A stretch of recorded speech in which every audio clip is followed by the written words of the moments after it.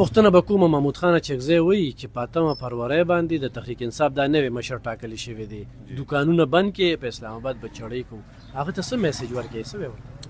بسم الله الرحمن الرحیم. الف خان وروره، زه به ټول نه مخکې دا خبره وکړم چې په کې پي کې کې چې کوم یو کس په موږ باندې دا 12 کاله وشو را مشر کېږي، نو د غریبانو چمغړکونه تاوی صرف او صرف چکري دي وروره، صرف درنې دي، صرف احتجاجونه دي، او په لارو کوڅو کې چې کوم دی هغه څه ورته وایي، هغه چې وایي خلک خبره وکړه، بس صرف په خدای تعالی یقین وکړه که یا چې کوم دی د غریب زه د ګاډۍ مزدور یم، ته په خدای یقین وکړه د بجلۍ د بل زما طاقت نشته، د ګیس نشته، وړه چې کوم دی په کم حد کې روان دي، په کم حد کې چې هغه د انسان د خوراک نه وتی دي، بالکل د خوراک نه وتی. که سړی به 3 ډوډۍ خوړی یو په کور کې 3، نو هغه به کم از کم 1 ډوډۍ ته راکوز شوي، په هغې به هم زړه راپي چې خدای پاک څه وکړم،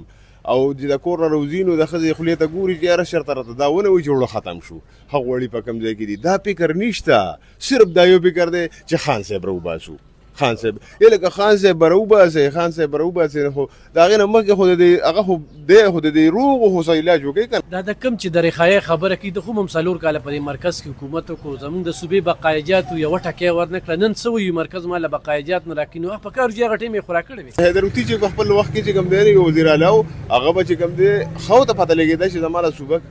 کمزورې ده، عوام خراب دي، کمزوري دي، هغه به څه وایي، هغه به بړه وایي، په بړه بایي بیا د پنجاب نه د خدای تعالی چې څه نعمتونه هغه به یې راایستل، او دا طریقه هم ده چې زه تا سره روغ یم، نو په چل ول به نه زه خپل قوم چل دی که نه، ګوره دا ټول کار په خوله کې دی الف خانه، زه نن سبا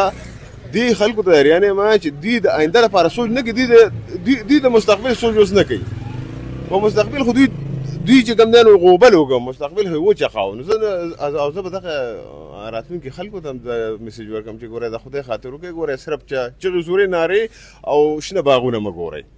مقصدي کار وګورئ، د کار ته وګورئ، کار ته، شنو باغونو ته مه ګورئ، چغې سورو ته مه ګورئ، چکرو ته مه ګورئ چې هلته مې جلسه وکړه او دلته مې جلسه، زه ما ته د جلسې څه پیاده ده، زه په خپله صوبه کې بیا کله په ثوابۍ کې سړک بند، کله په چکداره کې بند، کله په بړخیله کې بند، او کله چې کوم دی نو په چارسده کې روډونه بند، مخکې ورځو کې زه تلمه په خدای تعالی یقین وکړه کور مېلمانه و او سودا مې وړه، د